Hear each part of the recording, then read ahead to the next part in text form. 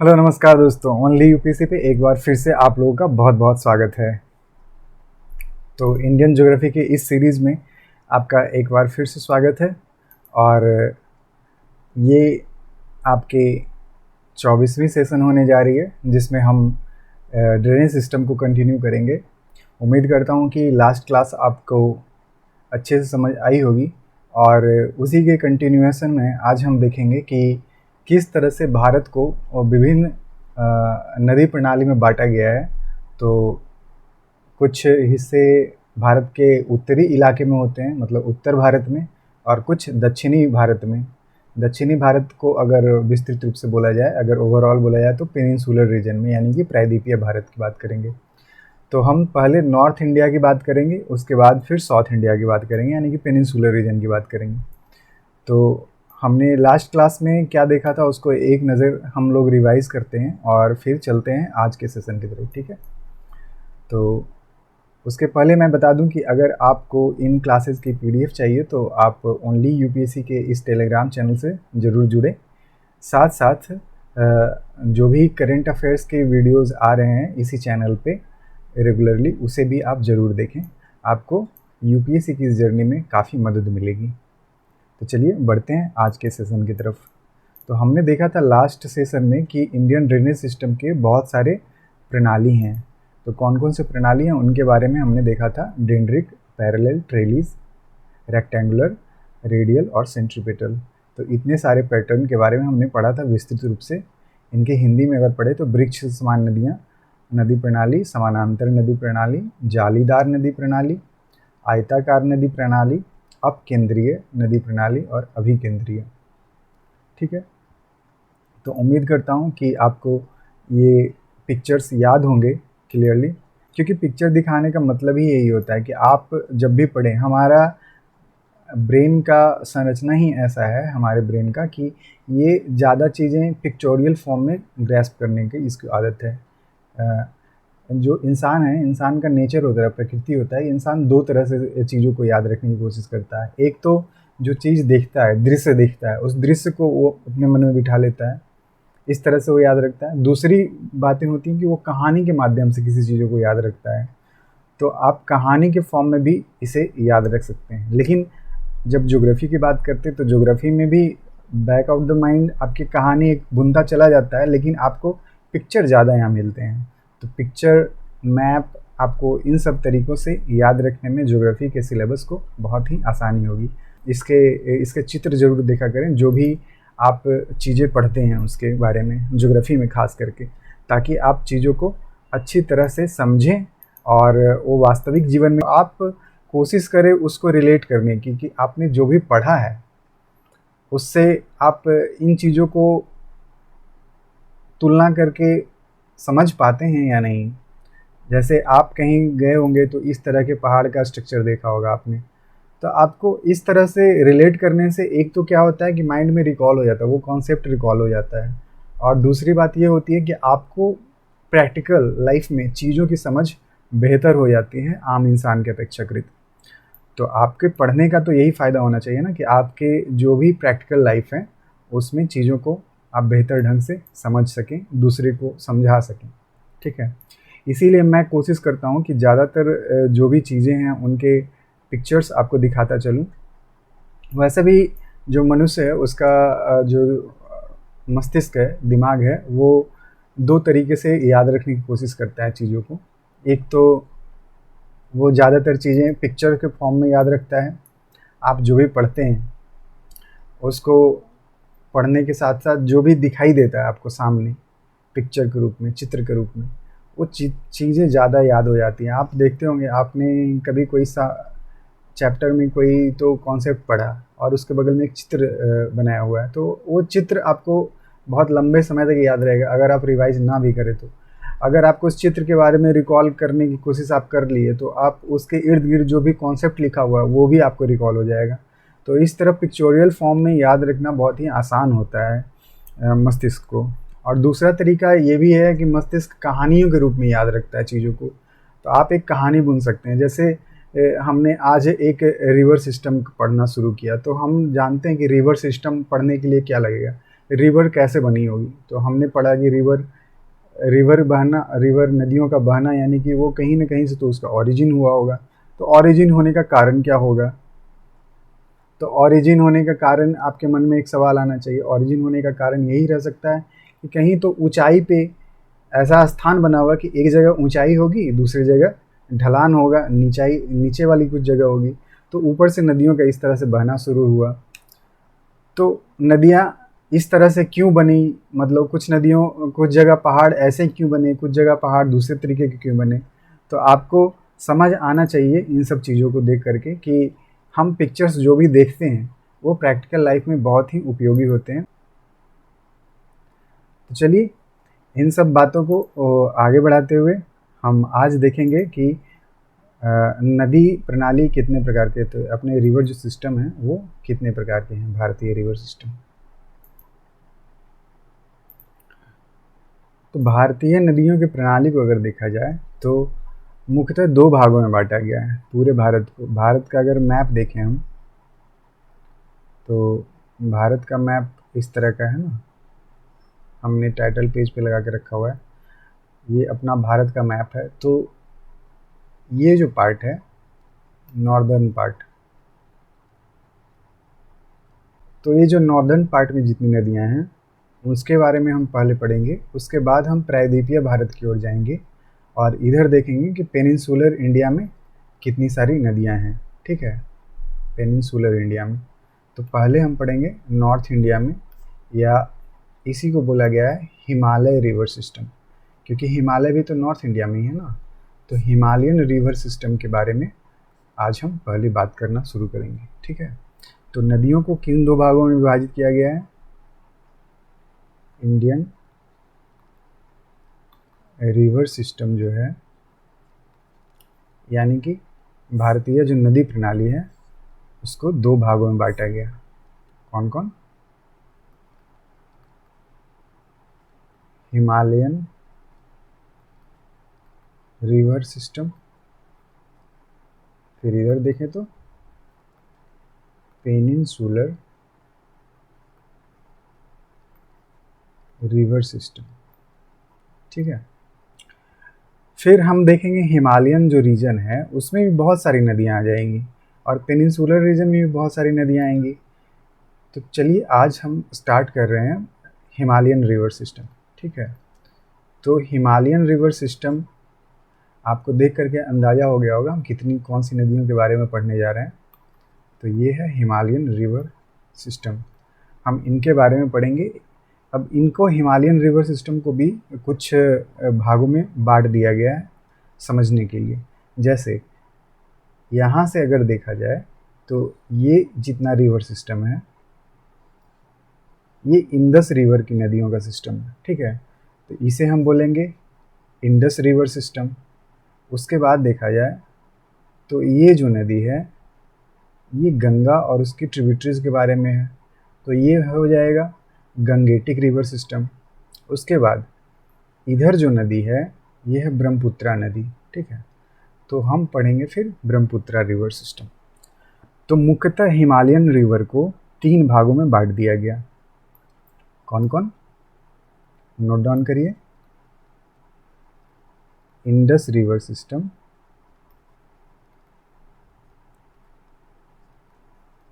यानी कि सिंधु नदी, इंडस रिवर सिस्टम। उसके बाद गंगेटिक रिवर सिस्टम, और तीसरा ब्रह्मपुत्रा रिवर सिस्टम। ठीक है, जब पेनिनसुलर इंडिया के बारे में पढ़ेंगे तो विस्तार से इसकी चर्चा करेंगे। अभी हम इन तीनों के बारे में पढ़ना शुरू करते हैं। तो हम इंडियन रिवर सिस्टम में सबसे पहले पढ़ेंगे गंगेटिक रिवर सिस्टम की। तो गंगेटिक रिवर सिस्टम यानी कि गंगा की बात करेंगे, यानी कि हम इस रीजन की बात करेंगे। तो गंगा का ओरिजिन कहाँ से हुआ है? सबसे पहला सवाल तो आपके मन में यही होना चाहिए कि गंगा की उत्पत्ति हुई कहाँ से है। तो आप अपना एटलस ज़रूर निकालें, और ऑक्सफोर्ड का स्टूडेंट वर्जन का एटलस हमने आपको स्टार्टिंग में रिकमेंड किया था, आप उसको ज़रूर निकाल लें, अपने सामने खोल लें, ताकि आपको समझने में आसानी हो। और साथ साथ नोट्स में आप जो भी पैटर्न है उसको बनाते भी चलेंगे, ठीक है। तो सबसे पहले आप देखेंगे ये नदी है गंगा नदी, आपको दिखाई दे रहा होगा, ये आप देख सकते हैं, ये उत्तराखंड से गंगा रिवर की उत्पत्ति होती है, और फिर उत्तराखंड से उत्तर प्रदेश, उत्तर प्रदेश से फिर आगे चलते हुए बिहार, फिर झारखंड के कुछ इलाके, फिर वेस्ट बंगाल, और वेस्ट बंगाल के बाद फिर चली जाती है ये बांग्लादेश में, और बांग्लादेश के बाद जाके बे ऑफ बंगाल में ये गिर जाती है, ठीक है। तो इस तरह से हम पूरा विस्तार पढ़ेंगे। सबसे पहले उत्तराखंड की बात करेंगे। तो उत्तराखंड में नदियों का, बहुत सारी नदियाँ एक साथ मिलती हैं तब जाके कि गंगा का निर्माण होता है, गंगा जैसी बड़ी नदी का निर्माण होता है। तो हम सबसे पहले देखेंगे कि गंगा बनी कैसे है। तो गंगा का ओरिजिन उत्तराखंड में हुआ कैसे है। तो गंगा कैसे कैसे गंगा का विस्तार है, आप हेडिंग डालेंगे गंगेटिक रिवर सिस्टम, ठीक है। गंगेटिक रिवर सिस्टम में सबसे पहले हम चलेंगे उत्तराखंड। उत्तराखंड में ही नदी का ओरिजिन है।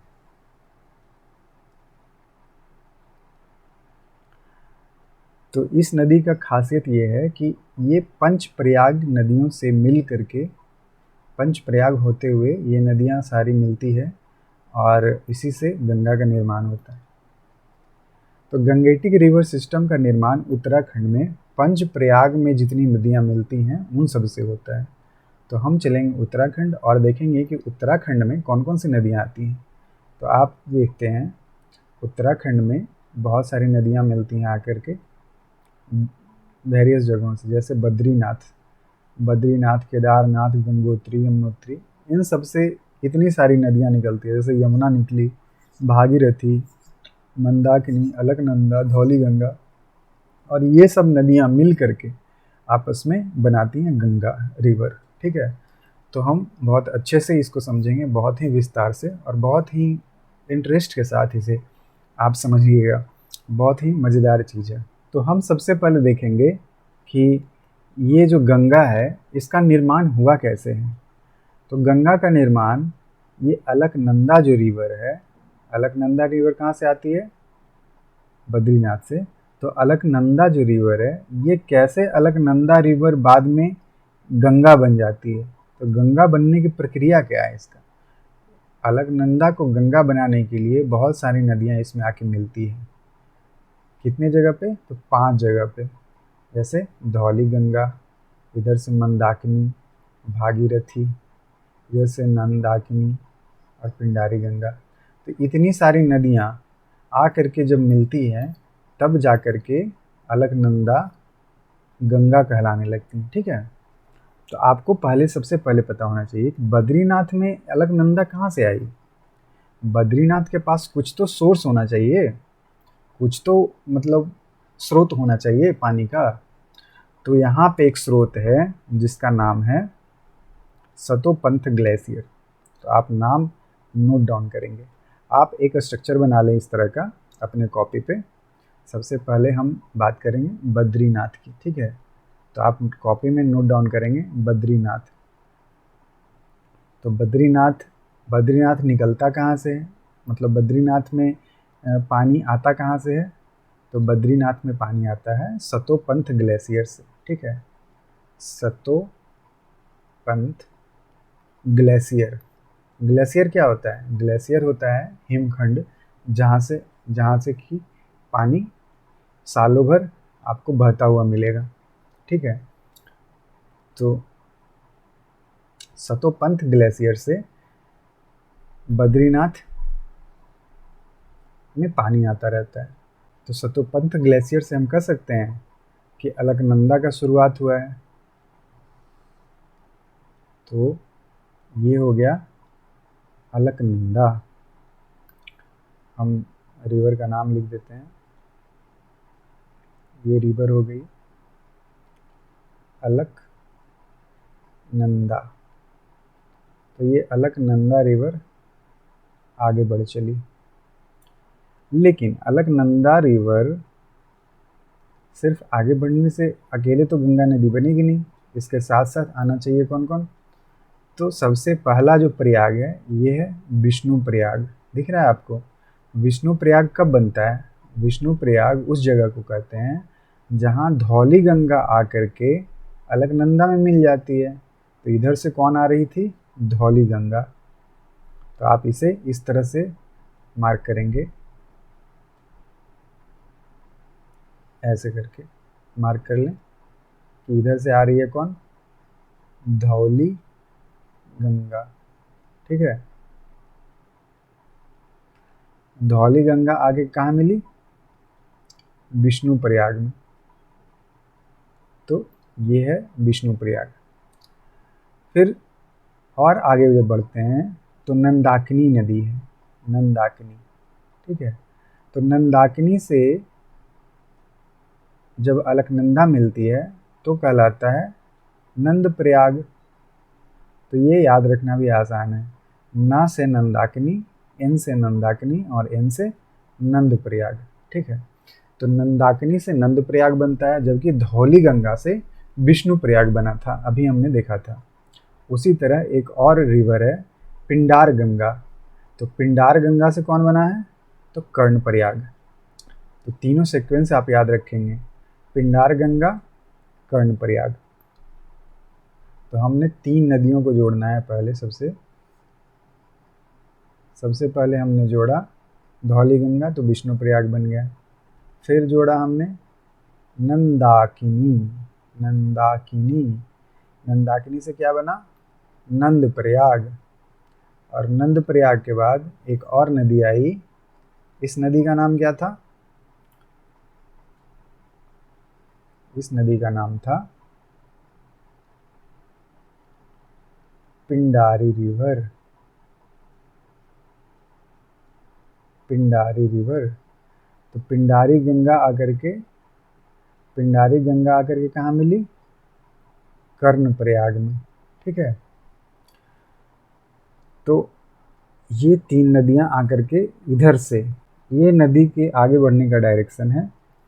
तो इस डायरेक्शन में अगर हम खड़ा हो जाएं, तो खड़ा होकर के देखें तो दाहिने साइड, दाहिने हाथ पे नदी के फ्लो की बात कर रहे हैं, नदी के फ्लो की ओर आप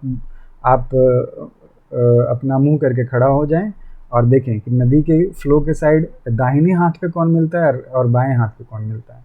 तो दाहिने हाथ पे अभी हमने एक भी नदी नहीं पढ़ा है, हम अभी बाएं हाथ की बात कर रहे हैं। ठीक है, तो लेफ्ट साइड की बात कर रहे हैं। लेफ्ट साइड कौन कौन मिल रहा है और राइट साइड कौन कौन मिल रहा है, हम बाद में पढ़ेंगे। अभी राइट साइड, पहले लेफ्ट साइड।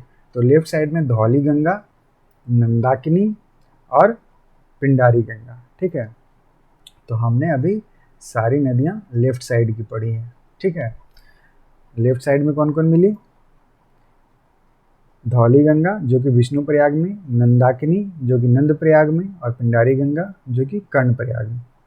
उसके बाद हम चलेंगे राइट साइड में, यानी कि धौली गंगा, ये सॉरी अलकनंदा के राइट साइड में। सबसे पहले हम देखेंगे केदारनाथ।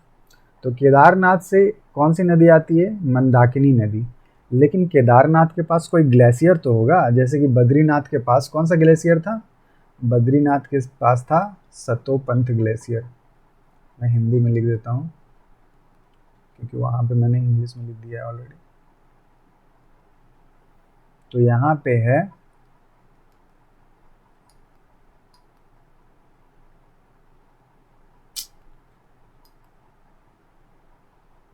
सतोपंथ ग्लेशियर। ठीक है, तो सतोपंथ ग्लेशियर यहाँ पे हो गया। सतोपंथ ग्लेशियर, ग्लेशियर मतलब हिमनद, हिमनद। ठीक है, तो सतोपंथ ग्लेशियर की बात कर रहे हैं।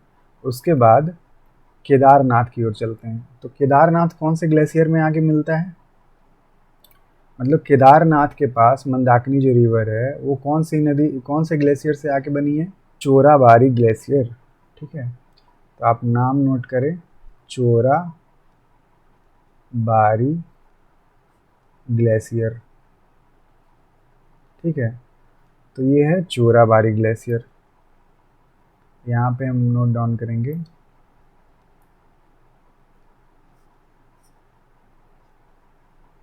केदारनाथ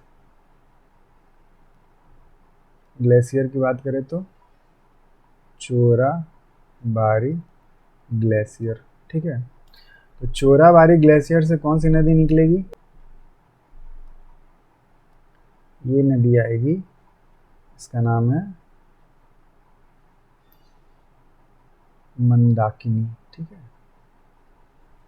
तो ये रिवर है मंदाकिनी। तो ये मंदाकिनी रिवर चली और कहाँ मिली? ये जहाँ मिल रही है इसको कहा जाता है रुद्रप्रयाग। देखिए यहाँ पे जहाँ मिली है मंदाकिनी रिवर, उसको क्या कह रहे हैं? रुद्रप्रयाग। तो यहाँ पे मैं लिख देता हूँ आर, रुद्रप्रयाग। उसके बाद जब और आगे बढ़ते हैं, अभी सारी बातें उत्तराखंड की हो रही है। ठीक है, अभी हम कौन से स्टेट में हैं? उत्तराखंड में, स्टेट में ही है। तो उत्तराखंड में फिर आगे चलते हैं तो गंगोत्री मिलती है। तो गंगोत्री का ओरिजिन, गंगोत्री में जो भागीरथी रिवर है उसका ओरिजिन कहाँ से हुआ है?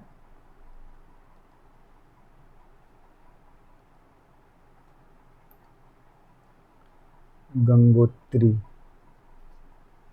गंगोत्री जो गंगोत्री जो जगह है,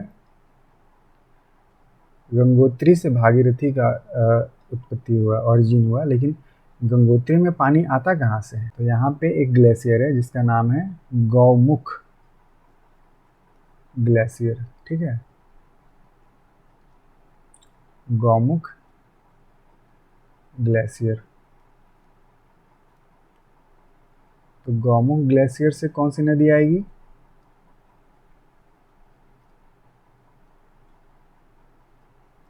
ये नदी का नाम है भागीरथी।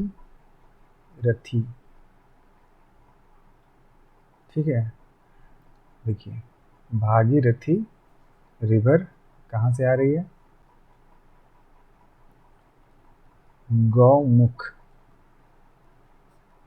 तो ग से गंगोत्री, ग से गौमुख, आपको याद रहेगा। गौमुख ग्लेशियर से भागीरथी आके मिलती है कहाँ? देवप्रयाग में। अलकनंदा से जहाँ पे मिलती है गंगोत्री, वहाँ पे बन जाता है देवप्रयाग। तो हम इसे डिनोट कर देंगे डी से। ठीक है, तो ये हो गया गंगोत्री देवप्रयाग में। उसके बाद आखिर में एक और जगह है जिसे कहते हैं यमुनोत्री। तो यमुनोत्री से कौन सी रिवर आएगी? तो यमुना रिवर आएगी। और यमुनोत्री से यमुना रिवर, यमुनोत्री से यमुना रिवर तो आती है, लेकिन यमुनोत्री में पानी कहाँ से आता है? तो आपने पढ़ा होगा बंदरपूछ नाम का एक जगह था, पहाड़ था। तो बंदरपूछ में ही वो ग्लेशियर है जिससे पानी आता रहता है यमुनोत्री में, यानी कि यमुना में। और ये यमुना आकर के मिल जाती है गंगा से। ठीक है, तो ये जहाँ पे गंगा से आके मिलती है यमुना, इस जगह को क्या कहते हैं? इस जगह को भी तो एक प्रयाग कहेंगे।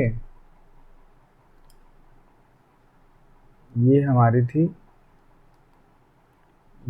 थी अलकनंदा रिवर। ठीक है ना, अलकनंदा बन गई गंगा। और गंगा में जब यमुना मिलती है आके, तो इस जगह को कहते हैं प्रयागराज। इस जगह जो बनता है, ये जगह जो प्रयाग बनता है, ये बनता है प्रयागराज। इसी को कहा जाता था त्रिवेणी भी। कहा जाता है कि गंगा यमुना सरस्वती, यानी कि इधर से गंगा आ रही है, इधर से यमुना आ रही है, और एक और नदी कहा जाता था कि इधर से आती थी, जो अब नहीं मिलता है, अब सूख गई शायद, सरस्वती। तो कहा जाता था गंगा यमुना सरस्वती तीनों का मिलन होता था, यहाँ पे त्रिवेणी बनता था। तो ये अभी कहलाता है प्रयागराज। ठीक है, तो आप नोट डाउन करेंगे। ये कहाँ से आता है? बंदर पूंछ से, बंदर पूंछ ग्लेशियर से। और ये जब आके मिलेगा, ये कौन सी नदी आ रही है? यमुना, यमुना रिवर आ रही है। और ये जब आके मिलेगी तो इस जगह को कहा जाएगा प्रयागराज। प्रयागराज आने के पहले ही ये गंगा बन चुकी थी, यहीं पे ये गंगा कहलाने लगती है। गंगा तो यहीं बन गई है। गंगा में यमुना जब मिलती है उसके बाद फिर आगे बढ़ना शुरू होती है। ठीक है, तो अब इसके बाद ये उत्तर प्रदेश में प्रवेश कर जाती है, यूपी में चली जाएगी। अभी तक जितनी बातें हमने की, ये सारी बातें उत्तर प्रदेश की, उत्तराखंड की हो रही थी। तो उम्मीद करता हूँ कि आपको ये पंच प्रयाग अब क्लियरली याद हुआ होगा कि कैसे पंच प्रयाग बना। तो सबसे पहले हमने देखा कि अलकनंदा जो रिवर है, अलकनंदा रिवर, उसमें 5 नदियों का मिलन हुआ। कौन कौन नदियाँ? इधर से आती है धौली गंगा, नंदाकिनी, पिंडार रिवर। ठीक है, धौली गंगा, नंदाकिनी और पिंडार रिवर। इधर आती है मंदाकिनी और भागीरथी। इन 5 नदियों के मिलने के कारण ये बन गई गंगा, और इसी गंगा में प्रयागराज के पास यमुना रिवर आके मिल जाती है। ठीक है, और फिर ये बढ़ जाती है यूपी की तरफ। तो उम्मीद करता हूँ ये पंच प्रयाग की कहानी जो है आपको समझ आई होगी। ये है हमारी पंच प्रयाग। इस तरह से हमारी गंगा रिवर की उत्पत्ति हुई है।